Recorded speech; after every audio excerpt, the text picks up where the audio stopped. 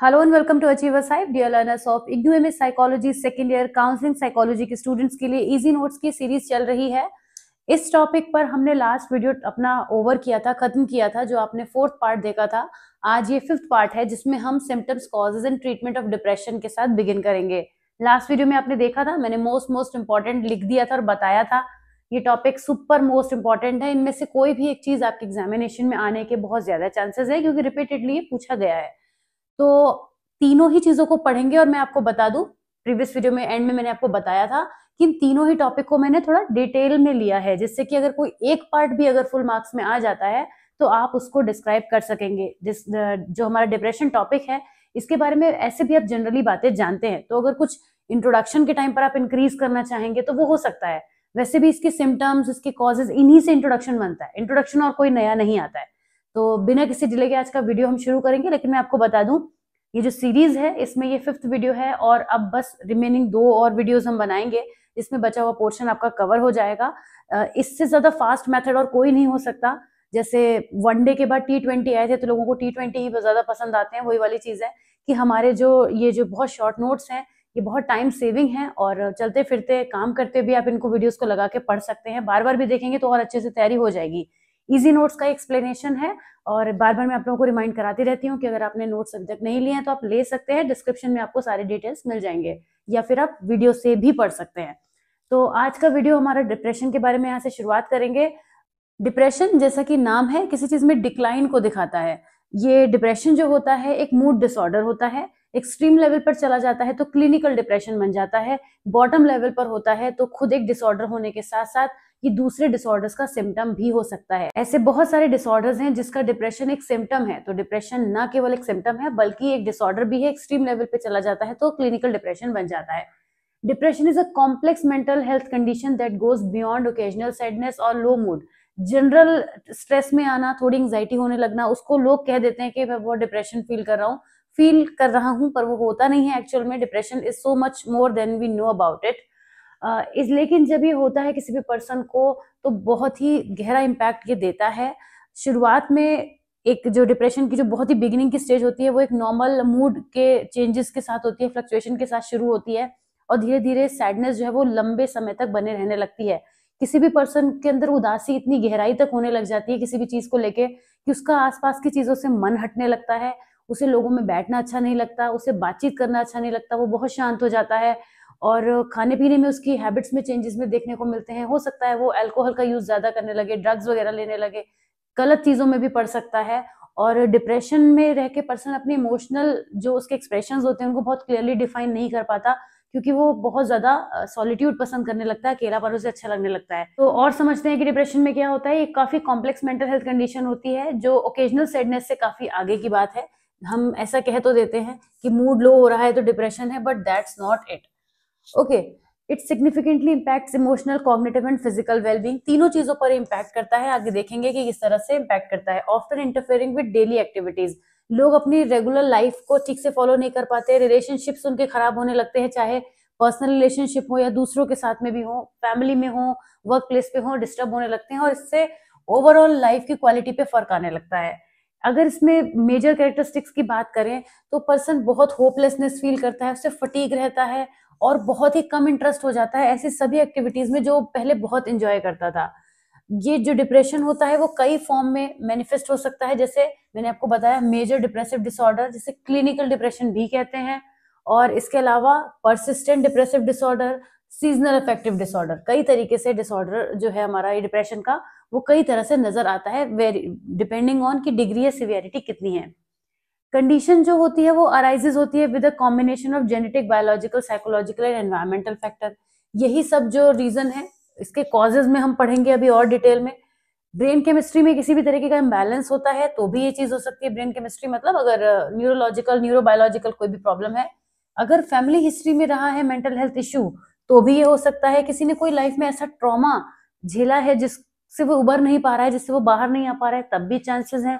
Chronic stress, कोई लगातार बना रहने वाला स्ट्रेस, और कुछ मेडिकल कंडीशंस का भी इम्पैक्ट होता है। कहते हैं ना बहुत ज्यादा मेडिसिन का हमें एडिक्टेड नहीं होना चाहिए। कुछ लोग रेगुलर बेसिस पे बहुत मेडिसिन लेते रहते हैं, वो भी लॉन्ग रन में चल के कुछ प्रॉब्लम आपको कर सकती हैं मेंटल लेवल पर, जिससे कि डिप्रेशन होने के चांसेस बढ़ जाते हैं। अगर इसका ट्रीटमेंट नहीं किया जाए तो ये बहुत सीवियर कॉन्सिक्वेंसेस तक पर्सन को ले जा सकता है। इसका जो एक्सट्रीम है वो सुसाइड है। डिप्रेशन का एक्सट्रीम जो है, मैक्सिमम जो है वो सुसाइड है। बहुत लोग जो सुसाइड करते हैं वो डिप्रेशन में होते हैं। तो ये वो हिम्मत ही तब आ पाती है, वरना सुसाइड करना कोई छोटी चीज नहीं है। अपनी जिंदगी को खत्म कर देना, सोच के देखिए, मतलब मैं अगर इस चीज को सोचती भी हूँ तो मुझे लगता है कि कैसे कोई पर्सन ऐसा कर सकता है। बट क्योंकि हम इन चीजों को स्टडी करते हैं, इस तरह के केसेस को देखते हैं, तो आइडिया तो है कि कैसा होता है। बट एक आप लोगों की तरफ से होकर बात कर रही हूँ कि वास्तव में इस चीज के बारे में सोचना काफी एक डिफिकल्ट चीज है। अब आ जाते हैं सिम्टम्स पे। ये हमने इतना इंट्रोडक्शन लिखा, आपने एक चीज नोटिस की होगी, इंट्रोडक्शन में क्या था, कैरेक्टरिस्टिक्स ही तो थी, उन्हीं को हमने इंक्लूड किया। कैसे हो सकता है उसी की बात हमने करी, अब उन्हीं को और डिटेल में पढ़ेंगे। शुरुआत करेंगे सिम्टम्स के साथ में। डिप्रेशन के सिम्टम्स को अच्छे से समझिएगा। अगर 6 मार्कर में आ जाए तो आप लिख सकते हैं, इंक्रीज कर सकते हैं अपनी तरफ से, पॉइंट्स बढ़ा देंगे, मतलब आपकी लैंग्वेज थोड़ी बदल जाएगी, पॉइंटर तो वही रहेंगे। डिप्रेशन या फिर मेजर डिप्रेसिव डिसऑर्डर जिसको हम कहते हैं, manifest through a variety of symptoms that can significantly empire किसी भी पर्सन की डेली फंक्शनिंग को। सबसे पहले लगातार सैडनेस बनी रहना और मूड लो रहना। ऐसे पर्सन जो इस सिचुएशन के क्रॉस आते हैं, उनको दिन के बड़े हिस्से में लगातार सैडनेस बनी रहती है। फ्लक्चुएशंस होते हैं पर वो एपिसोडिक होते हैं, बड़ा फेज होता है। ऐसा नहीं है कि अभी किसी बात पर मूड खराब हुआ, बुरा लगा, बाकी टाइम हम ठीक है, फिर कल किसी बात पर हमें बुरा लगा, हम कह रहे हैं हमें डिप्रेशन है। ऑफ कोर्स आप भी जानते हैं ऐसा नहीं है ना, तो वो एक लंबा फेज लेते हैं।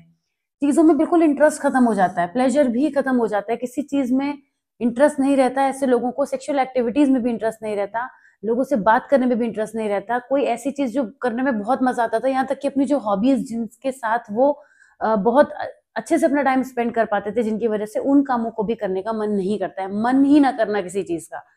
चेंजेस इन स्लीप पैटर्न, ऐसे लोगों के संग सबसे ज्यादा स्लीप पैटर्न में डिफरेंसेस देखने को मिलते हैं। या तो उनको सोने में प्रॉब्लम आती है, नींद नहीं आती, या फिर वो बहुत ज्यादा भी सो सकते हैं, दोनों चीजें होती हैं। जब वो ज्यादा सोते हैं तो वो एस्केप चाहते होते हैं, जिस सिचुएशन की वजह से वो लगातार डिप्रेस्ड फील कर रहे हैं उससे वो एस्केप चाहते हैं।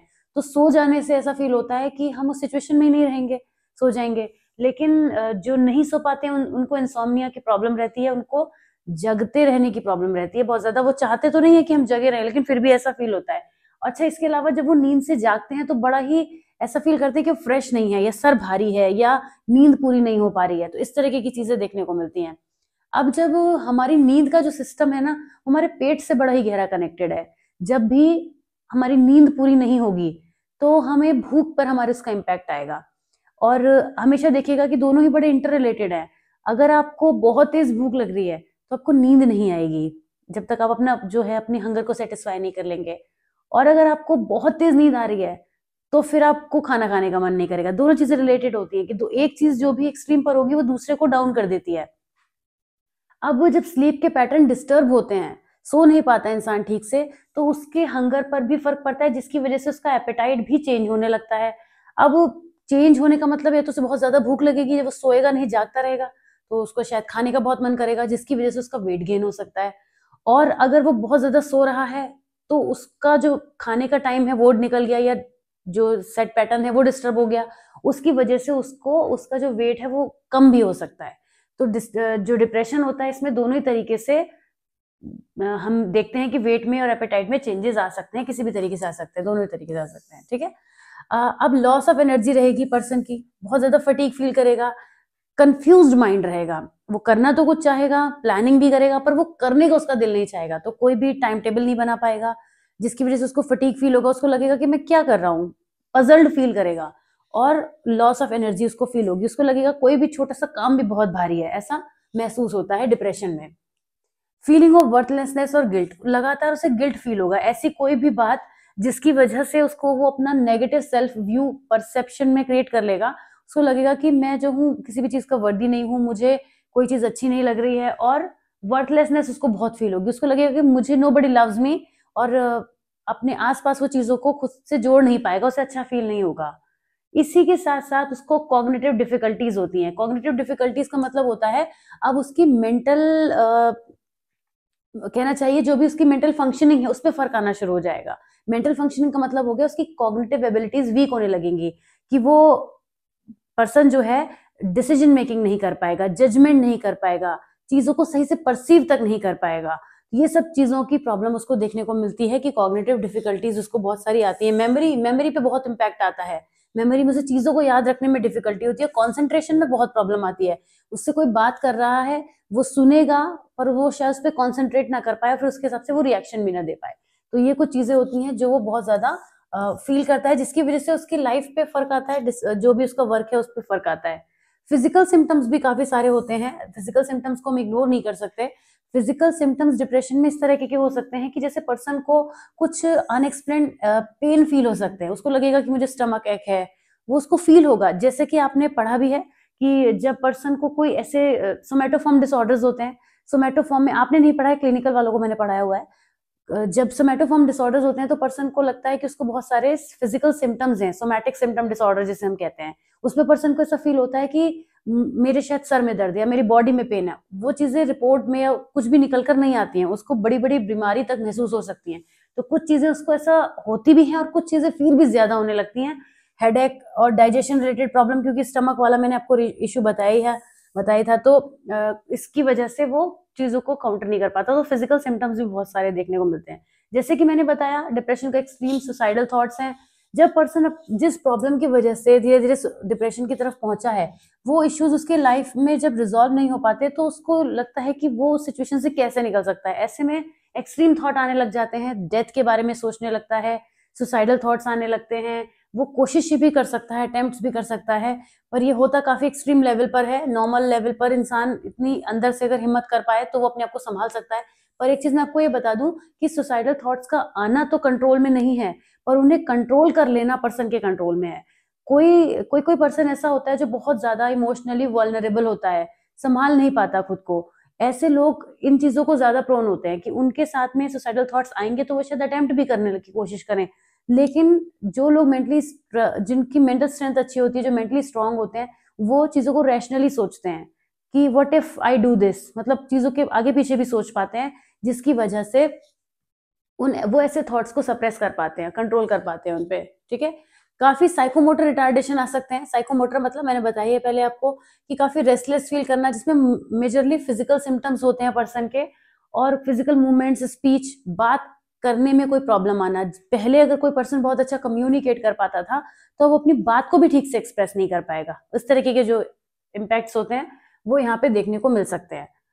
ये काफी सारे हमने इसके डिस्कस किए सिम्टम्स जो हमें समझने होंगे, क्योंकि एज ए साइकोलॉजिस्ट या एज ए काउंसलर आपको भी आगे इन चीजों को अंडरस्टैंड करना होगा कि अगर किसी पर्सन के अंदर ये सिम्टम्स आपको काफी ज्यादा दिख रहे हैं तो हम समझ सकते हैं कि उसके अंदर डिप्रेशन के सिम्टम्स हो सकते हैं। लेकिन मैं आपको एक चीज और बता दूं कि डिप्रेशन के जो सिम्टम्स हैं, हमें ये भी देखना होता है अपने क्लाइंट में कि वो कितने टाइम से इन चीजों को एक्सपीरियंस कर रहा है।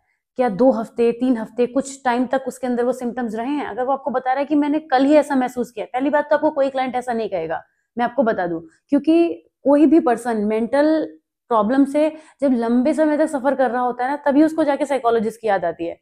कोई भी पर्सन इमीडिएट पर जाता ही नहीं है। कोई भी पर्सन हो, चाहे वो कितना ही मेंटली वीक भी क्यों ना हो, स्ट्रांग हो, कुछ भी हो, लेकिन जब वो उसके सिम्टम्स उसको बहुत ज्यादा अफेक्ट करने लगते हैं, उसकी लाइफ में प्रॉब्लम्स आनी शुरू हो जाती हैं, तभी वो जाके साइकोलॉजिस्ट को या साइकियाट्रिस्ट को अप्रोच करते हैं।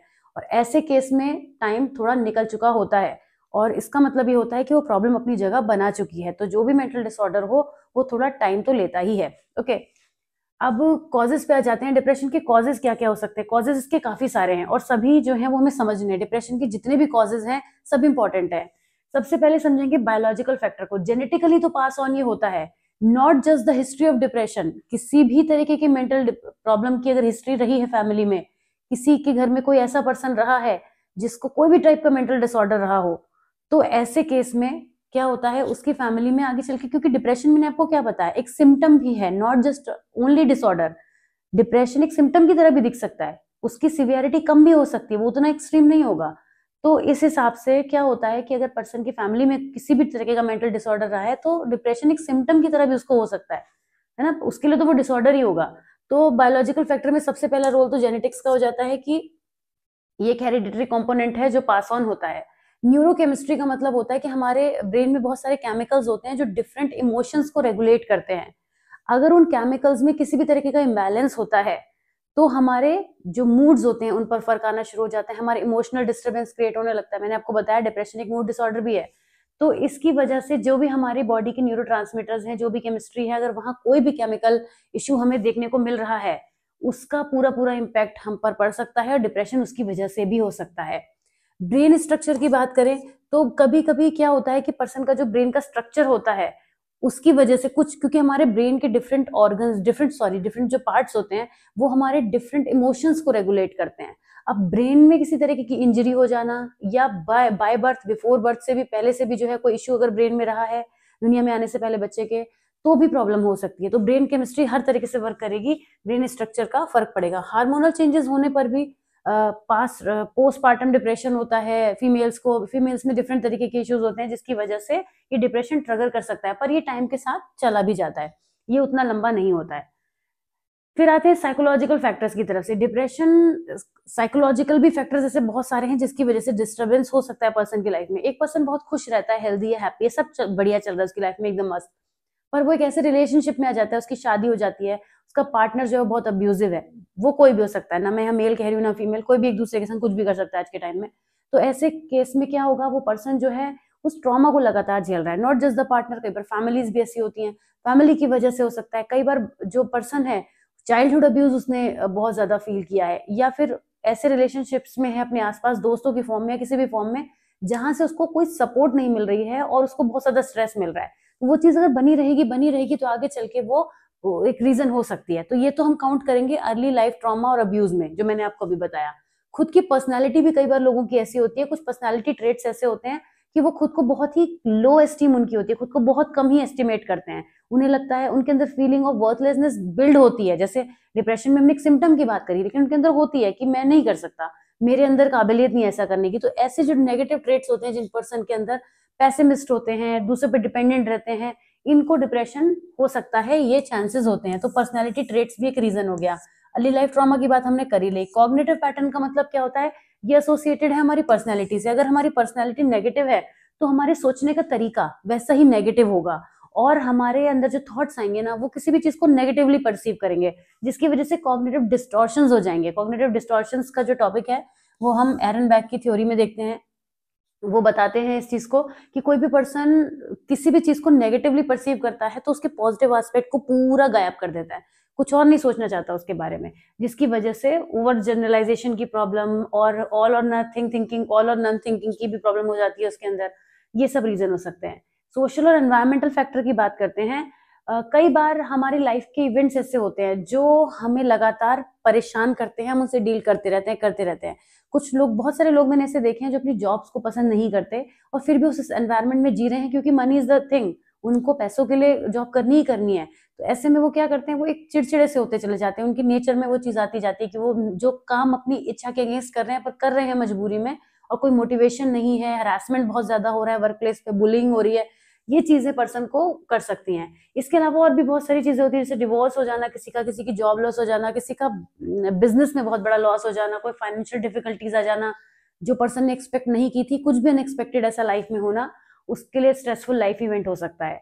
किसी तरीके की डिसेबिलिटी अगर है, कोई क्रॉनिक इलनेस लगातार बनी हुई है, तो वो पर्सन को मेंटली डिस्टर्ब करती है। आपको पता है हमारी मेडिकल कंडीशंस जो होती हैं वो केवल हमें फिजिकली नहीं प्रॉब्लम करती, बल्कि अगर बनी रहे तो मेंटली भी करना शुरू कर देती हैं, जो कि वजह हो सकती है एनवायरमेंटल फैक्टर, हम उसे कहेंगे। आइसोलेशन और लैक ऑफ सपोर्ट, बहुत सारे लोगों को अपने लव्ड वन से सपोर्ट नहीं मिलती, कुछ करना चाहते हैं लाइफ में वो नहीं कर पाते, कोई डिजायर अधूरी रह जाती है। तो ऐसे केस में यहाँ पर एक रीजन बन जाता है सोशल फैक्टर में सब्सटेंस अब्यूज। ये कई बार बाय चॉइस भी होता है, लेकिन ये डिप्रेशन के सिम्टम्स को क्रिएट कर सकता है, और कुछ लोग डिप्रेशन में आने के बाद सब्सटेंस अब्यूज करने लगते हैं, directly proportional to each other, यही कहूंगी। तो यहाँ पे इस तरीके से वर्क होता है। डेवलपमेंटल फैक्टर्स की बात करें तो चाइल्डहुड एक्सपीरियंसेस, कई बार डिसफंक्शनल फैमिली एनवायरनमेंट की वजह से भी ऐसा होता है। लगातार बच्चे को नेग्लेक्ट करना, उस पर ध्यान न देना, या केयर गिवर्स के हवाले छोड़ देना, बच्चे को जो प्यार अपने पेरेंट्स से चाहिए होता है वो वहां से नहीं मिल पाता। ऐसे में बच्चा जो है वो बहुत ही आइसोलेट होता चला जाता है, और आगे चल के वो किसी की जरूरत महसूस नहीं करता। फिर वो जो अपने हिसाब से अपने फैमिली, अपना माइंड जो है वो बिल्ड करता है कि मुझे ऐसे जीना है, ये मेरी लाइफ में होना चाहिए, उसे किसी का डिस्टर्बेंस पसंद नहीं आता। तो इस वजह से क्या होता है, पर्सन के अंदर वो फैक्टर्स डेवलप होने लग जाते हैं, उसकी डेवलपमेंटल फेज में वो चीजें आती गई, आती गई और उसको वैसा बनाती गई जैसा आज वो है, जिसकी वजह से हमें उसके अंदर बहुत सारी चीजें नेगेटिव दिखने लगती हैं। तो डेवलपमेंटल फैक्टर रीजन हो जाता है। लाइफ ट्रांजिशन, कुछ लोगों की लाइफ में ऐसे ऐसे फेजेस आते हैं जो उनको बहुत ज्यादा शेक कर देते हैं। जैसे किसी बच्चे के पेरेंट्स का चले जाना बचपन में, अब वो जो बच्चा है वो बच्चा कहाँ रह जाता है, उसको बहुत सारी चीजों को हैंडल करना पड़ता है लाइफ में। तो ऐसे केस में वो बच्चा जो है बड़े होके उतना मेच्योरिटी तो उसमें जरूर आ जाती है, पर लाइफ के जो लेसन्स होते हैं वो कई बार उन्हें हैंडल नहीं कर पाता, जिसकी वजह से लाइफ ट्रांजिशंस भी हो सकते हैं। अभी तो हमने 2 ही टॉपिक करे हैं डिप्रेशन के, आप देख रहे हैं काफी डिटेलिंग चल रही है और वीडियो है हमारा सही चल रहा है, लेंथ अच्छी खासी हो गई होगी आई एम श्योर। डिप्रेशन जो है वो बहुत सारे इन सब फैक्टर्स से रिजल्ट होके बनता है। अगर हम किसी एक कॉज को कहें कि सिर्फ यही वजह रही होगी, नहीं, कई बार मल्टीपल रीजंस, मल्टीपल फैक्टर्स जो होते हैं वो कंबाइन होके एक रिजल्ट देते हैं। डिप्रेशन के ट्रीटमेंट की बात करें तो ये एक प्रिवेलेंट मेंटल हेल्थ कंडीशन है जो कि मल्टीफेसेटेड ट्रीटमेंट रिक्वायर करती है, जिसकी हेल्प से हम बायोलॉजिकल, साइकोलॉजिकल, सोशल डायमेंशन सबको एड्रेस कर पाते हैं। ट्रीटमेंट के जब डिप्रेशन की जब ट्रीटमेंट की बात आती है तो बहुत सारी चीजें मल्टीपल वे में यूज करनी पड़ती हैं। कई बार हम साइकोथेरेपी यूज करते हैं, पर लंबे टाइम तक वो काम करने के बाद भी चीजें नहीं कर पाती, तो ऐसे में पर्सन को मेडिसिन भी देनी पड़ जाती हैं। तो वेराइटी ऑफ ट्रीटमेंट को हमें कंबाइन करके भी यूज करना पड़ जाता है। लेकिन एक एक करके समझते हैं कि क्या क्या मेथड्स हो सकते हैं जो हम यूज कर सकते हैं ट्रीटमेंट के लिए, डिप्रेशन के लिए। Cognitive behavioural therapy is one of the very popular thing जो यूज होती है। पॉपुलर से इन द सेंस कि ये सबको पता है कि डिप्रेशन सीबीटी से एसोसिएटेड है। काफी इफेक्टिव थेरेपी भी है डिप्रेशन के लिए। शुरुआती दौर में तो बहुत ज्यादा है, बहुत जल्दी रिकवरी हो जाती है अगर सीबीटी का हम यूज करते हैं। ये बहुत सारी कोपिंग स्ट्रेटेजीज हमें सिखाता है, प्रॉब्लम सॉल्विंग स्किल्स बताता है और बताता है कि हमें अपने कॉग्निटिव डिस्टॉर्शंस को चैलेंज कैसे करना है। जो बात नेगेटिव माइंड में आ रही है उसको कैसे चैनलाइज करके हमें उसे पॉजिटिवली कन्वर्ट करना है। इंटरपर्सनल थेरेपी जो होती है ये हमारी सोशल फंक्शनिंग के लिए काफी ज्यादा इंपॉर्टेंट होती है, क्योंकि पर्सन जब डिप्रेशन में होता है तो अपने रिलेशनशिप लूज करता चला जाता है। और इंसान को अल्टीमेटली एक सोशल एनिमल तो वो होता ही है, चाहे वो दुनिया में किसी से भी बात ना करे फिर भी उसको दुनिया के साथ में कहीं ना कहीं किसी की जरूरत तो पड़ेगी। तो ऐसे में उसकी रिलेशनशिप लोगों के संग ठीक अच्छे से चलनी चाहिए। ऐसे में क्या होता है, इस थेरेपी का यूज करके जो भी उसके ग्रीफ हैं, रोल डिस्प्यूट्स हैं, रोल ट्रांजिशंस हैं, सोशल डेफिसिट से जो भी कमियां उसकी लाइफ में है उनको कवर करने की कोशिश की जाती है। साइकोडायनामिक थेरेपी की हेल्प से भी होता है, अभी आपने पढ़ा भी था। साइकोडायनामिक थेरेपी आप जानते हैं कि हमारे पास्ट एक्सपीरियंसेस और अनकॉन्शियस प्रोसेसेस को निकालता है। क्या है वो चीजें पर्सन के अंदर जो इतना ट्रबल कर रही हैं कि वो एक नॉर्मल लाइफ नहीं जी पा रहा है, ये सब समझने के लिए उसके अनकॉन्शियस से चीजों को निकालने की कोशिश की जाती है और साइकोडायनामिक थेरेपी का यूज किया जाता है। तो ये काफी इफेक्टिव होती है। माइंडफुलनेस बेस्ड कॉग्निटिव थेरेपी, यहाँ पर माइंडफुलनेस प्रैक्टिसेस कराई जाती हैं जिसकी हेल्प से पर्सन को डिप्रेशन के जो मल्टीपल एपिसोड्स आते हैं उनको होल्ड करने की कोशिश की जाती है कि वो रुक सकें। तो यहाँ पे कॉग्निटिव थेरेपी को माइंडफुलनेस प्रैक्टिसेस के साथ कंबाइन कर दिया जाता है, जोड़ दिया जाता है। तो ये भी इसका एक मेथड होता है।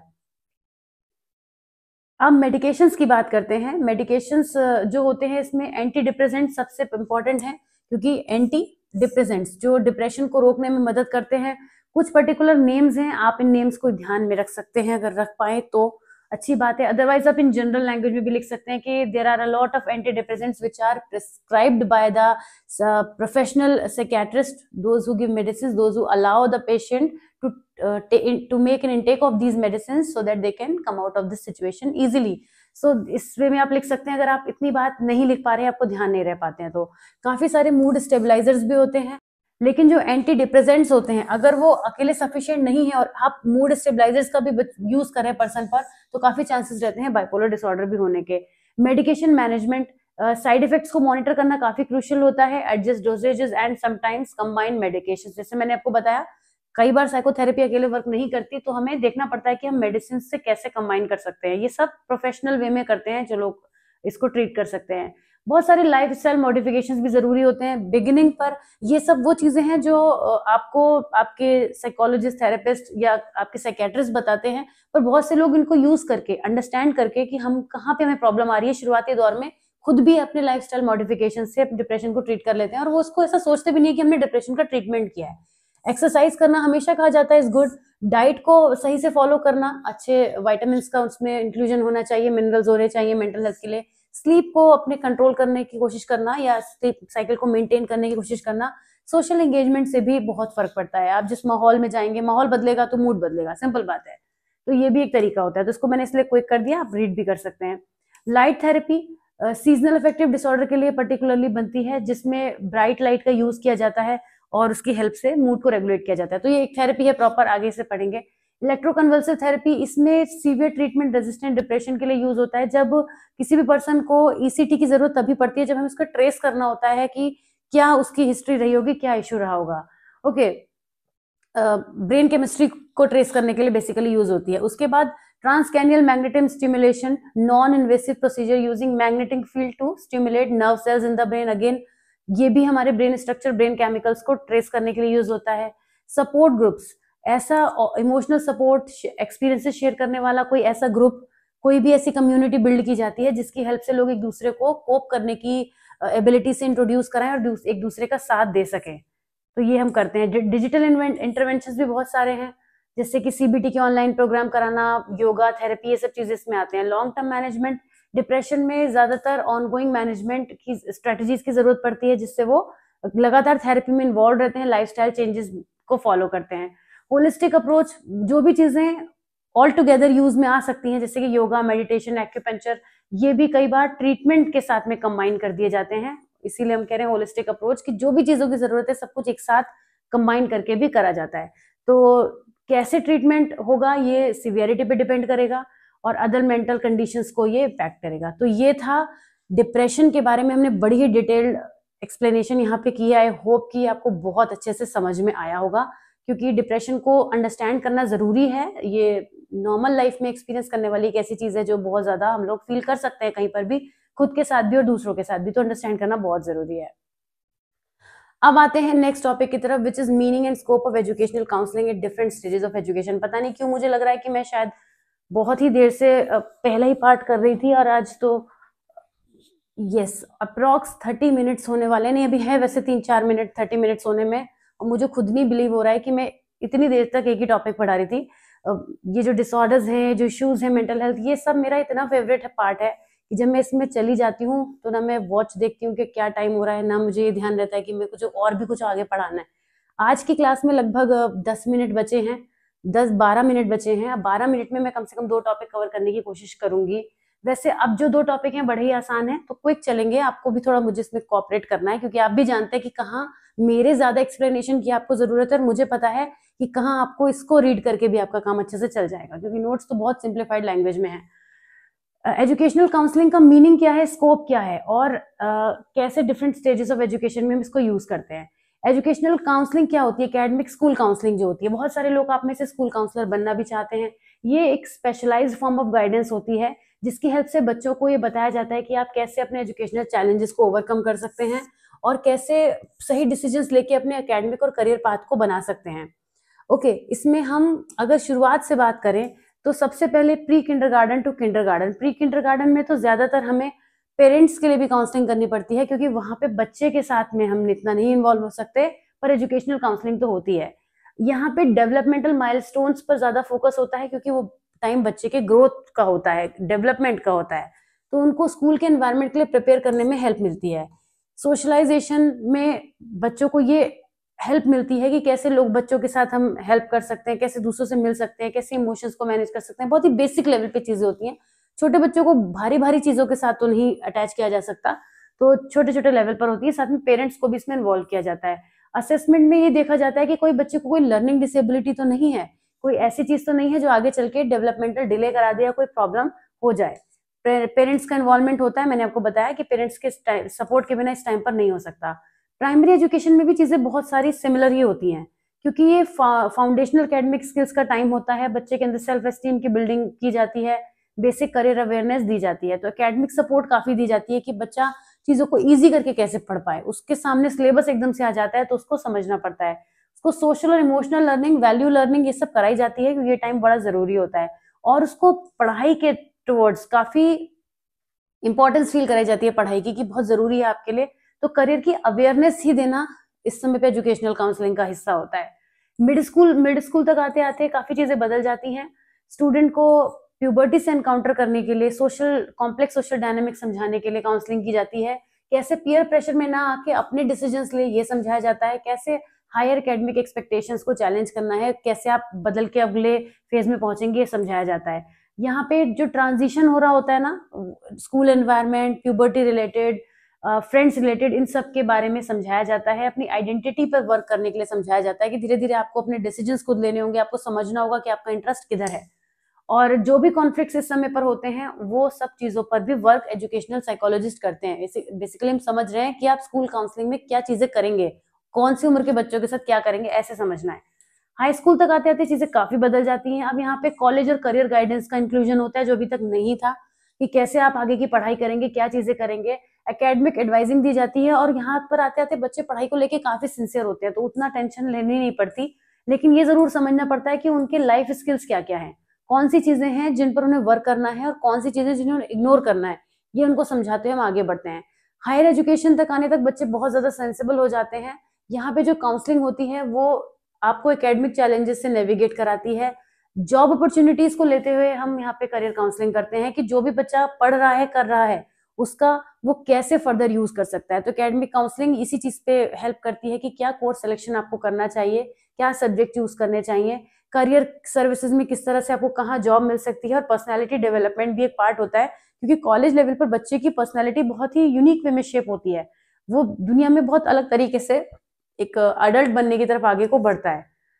पोस्ट ग्रेजुएशन अडल्ट एजुकेशन ये एक अलग लेवल हो जाता है, जहाँ पे career transition, life transition, community education, थोड़ा वैल्यूज अलग तरीके से बढ़ती हैं। जब वो एक वैल्यू एजुकेशन सिस्टम था जब छोटे बच्चों को दे रहे थे, यहाँ पे समझना होगा कि आप जो भी लाइफ में करेंगे, जो भी वर्क में आप जाएंगे, उससे आप दूसरों की लाइफ में एक इम्पैक्ट लाएंगे। एग्जाम्पल के लिए अगर आप टीचर बनना चाहते हैं तो आप टीचर बनना चाहते हैं, लेकिन आपसे कोई रोज पढ़ने आना चाहता है, आपसे कोई रोज सीखने आना चाहता है, तो आपको ये समझना है कि आप किसी का भविष्य जो है वो आपके हाथों में है, तो आपको ये सोचते अपने काम को करना है। तो यहाँ पे चीजें थोड़ा सा बदल जाती हैं। सभी स्टेजेस में हम देखते हैं कि स्टूडेंट्स को एम्पावर किया जाता है, जितने भी बैरियर्स आते हैं, जितने भी इश्यूज होते हैं, उनको एड्रेस किया जाता है और वेलबींग को प्रमोट किया जाता है। यही सब तो हम करते हैं एजुकेशनल काउंसलिंग में।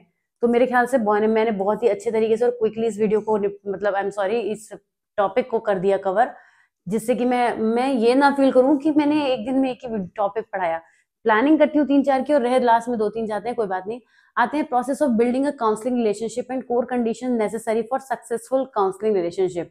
कैसे एक काउंसलिंग रिलेशनशिप बिल्ड होता है, क्या क्या चीजें होती हैं उसमें।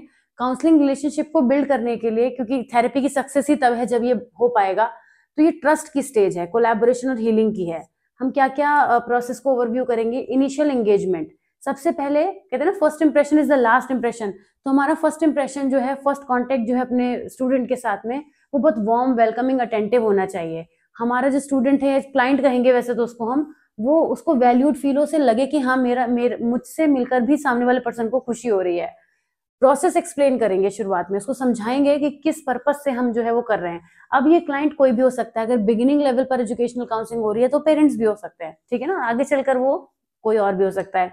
एक सेफ स्पेस क्रिएट करेंगे, फिजिकल एनवायरनमेंट अच्छे से होना चाहिए, काउंसलिंग स्पेस प्राइवेट होना चाहिए, कोई इंटरप्शन नहीं होना चाहिए।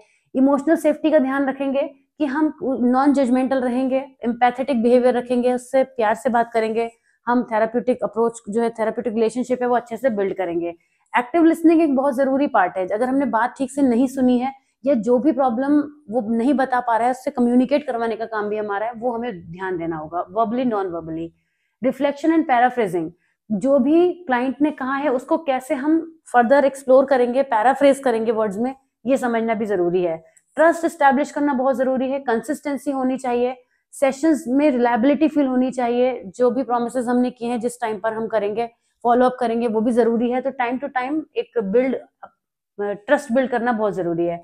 कॉन्फिडेंशियलिटी मेंटेन करना तो सबसे बड़ा एथिक्स होता है। मैं हमेशा साइकोलॉजी में कहती हूँ, हम कोई केस स्टडी करें, कोई रिसर्च करें, हमें हमेशा कॉन्फिडेंशियलिटी मेंटेन करनी है। उसका एग्जाम्पल नाम लेकर हम कभी भी किसी दूसरे क्लाइंट को नहीं बताएंगे। हम ये तो कह सकते हैं कि in one of my case this was the situation, but we will never say कि in one of my case where the name of my client was Rahul, we did that and he was from your colony and he also lives in your lane only, so we won't do that. Okay ना, ऐसा कुछ नहीं करेंगे इतना किसी के बारे में चीजों को लीक करके।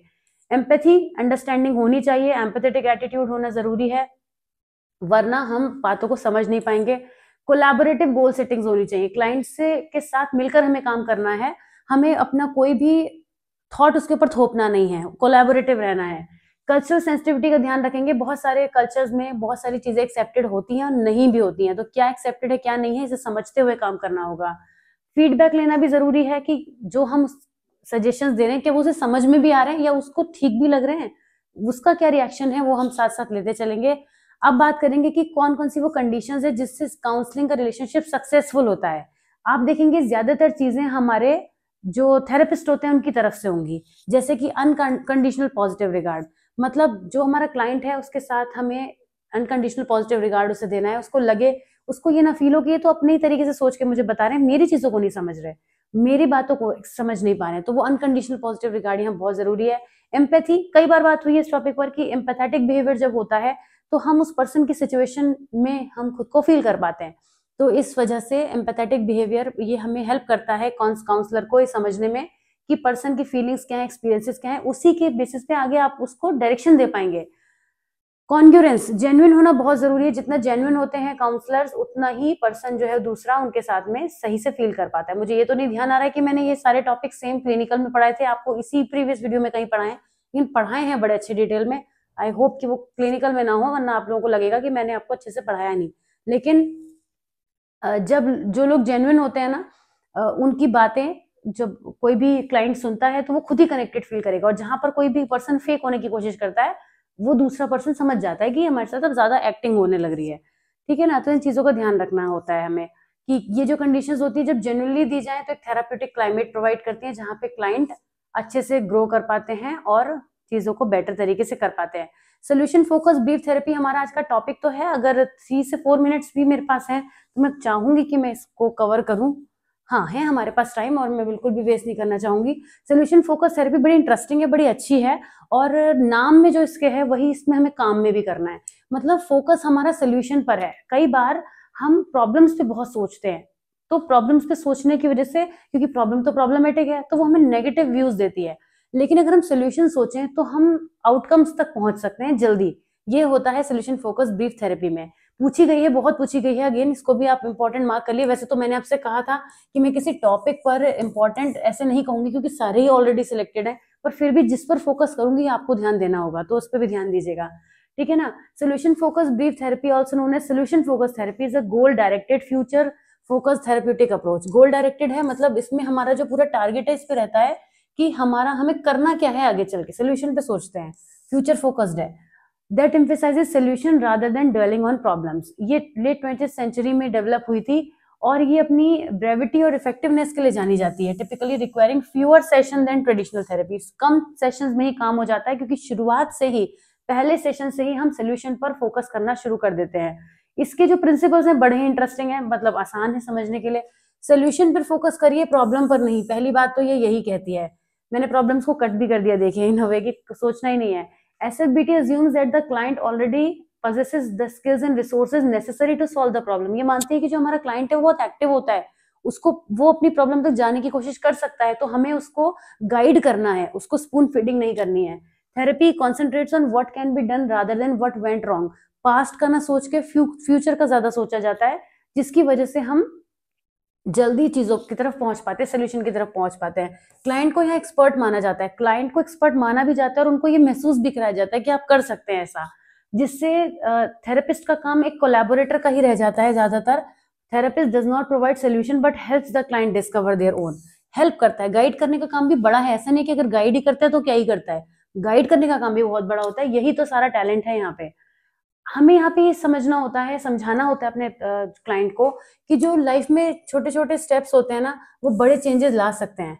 तो आप छोटे छोटे टारगेट सेट करिए और उससे आगे बढ़िए। प्रॉब्लम किसी भी टाइप की हो, उसके छोटे छोटे स्टेप्स पे फोकस करते हुए हम आगे बढ़ते हैं, तो हम थोड़ा थोड़ा चलते चले जाते हैं, हमें पता भी नहीं चलता हम इतना तो कवर भी कर चुके हैं। फ्यूचर ओरिएंटेशन पर ये बात करता है कि जो भी हमें देखना है आगे का देखना है, पीछे के बारे में नहीं सोचना है, और ऐसे गोल सेट करने हैं जो हो जाएं, इम्पॉसिबल गोल सेट नहीं करने हैं। If it works do more of it. कोई चीज जो आपको लग रहा है कि ये बिहेवियर, ये थॉट पैटर्न, इससे हमें फायदा मिल रहा है तो उसे और करिए, उसकी हेल्प लीजिए और आगे बढ़ते जाइए। काफी पॉजिटिविटी मिल रही है ना, इससे अच्छा लग रहा होगा आपको।